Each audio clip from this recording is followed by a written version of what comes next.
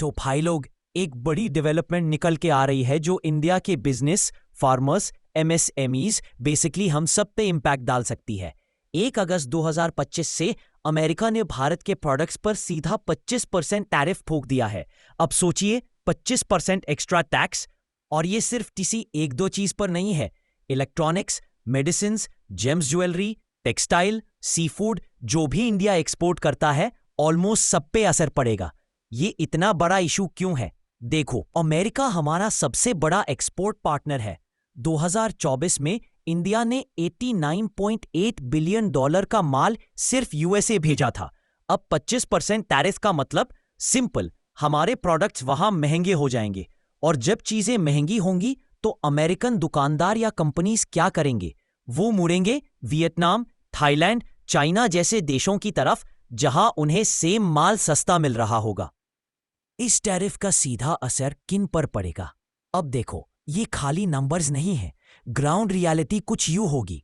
Export कम होगा, estimate है कि 5.76 बिलियन का नुकसान सिर्फ अमेरिका वाले मार्केट में। कुछ सेक्टर्स पे हैवी इंपैक्ट पड़ेगा। सी फूड और मीट 20% तक गिरेगी, स्टील एंड आयरन 18% गिरेगी, ज्वेलरी 15% होगी, ऑटो पार्ट्स, इलेक्ट्रॉनिक्स 12% होगी। और सबसे ज्यादा मार किसे लगेगी? स्मॉल एक्सपोर्टर्स, किसान, मजदूर, और वो एमएसएमईज जो पहले ही स्ट्रगल कर रहे हैं। जीडीपी भी इससे बचेगी नहीं।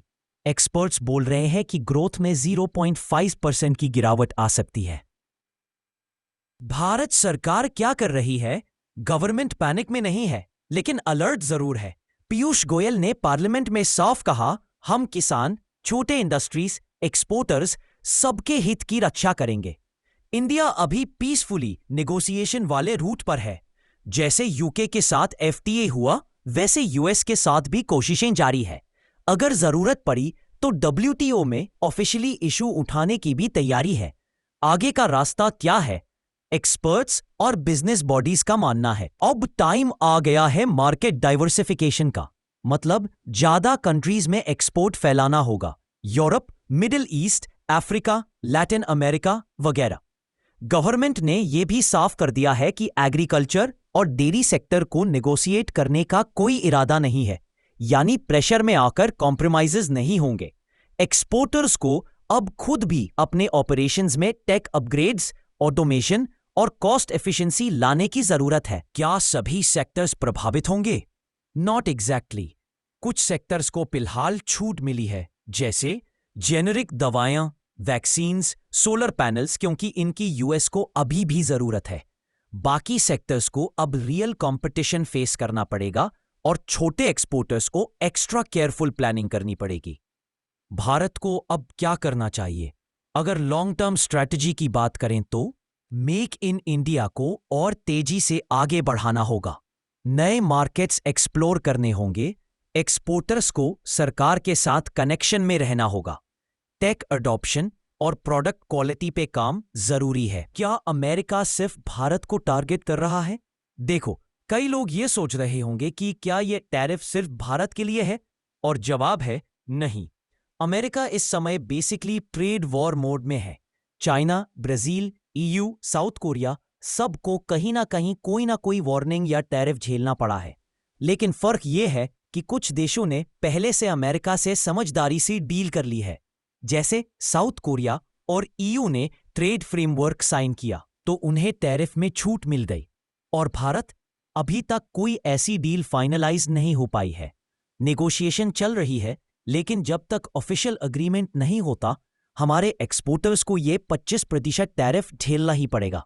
मतलब साफ है, अमेरिका का ये मूव सिर्फ भारत के लिए नहीं है, लेकिन भारत इस समय सॉफ्ट टारगेट जरूर बन गया है। भारत को अब क्या समझना चाहिए? अब बात करते हैं सीधे और साफ शब्दों में, इस पूरी टैरिफ कहानी से हमें क्या सीख मिलती है। सबसे पहली चीज, एक ही बाजार पर ज्यादा भरोसा नहीं कर सकते। अगर आप सिर्फ यूएसए को माल बेच रहे थे, तो अब वक्त है नजरें और देशों की तरफ घुमाने का। दूसरी बात, बड़ी इंडस्ट्रीज तो एडजस्ट कर लेंगी, लेकिन छोटे एक्सपोर्टर्स को जल्दी स्मार्ट बनना पड़ेगा। Cost cutting, better packaging, tech use, इन सब का समय अब आ गया है। तीसरी चीज, डिप्लोमेसी जितनी जरूरी है उतनी ही जरूरी है देश के अंदर का सिस्टम मजबूत करना। मेक इन इंडिया तभी पावरफुल बनेगा जब क्वालिटी और रिलायबिलिटी बढ़ेगी।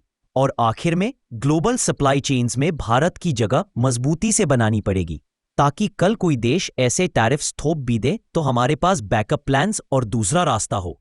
तो दोस्तों, ये 25% टैरिफ क्लियरली एक वार्निंग सिग्नल है कि हमें अपने एक्सपोर्ट मॉडल को रीथिंक करना पड़ेगा।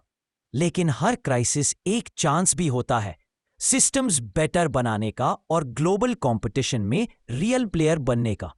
आपको क्या लगता है, भारत को क्या नेक्स्ट स्टेप लेना चाहिए? कमेंट सेक्शन में जरूर बताइए। और हां, वीडियो अच्छा लगा हो तो लाइक, शेयर और नूब इन्फॉर्मर को सब्सक्राइब करना मत भूलिए। जय हिंद।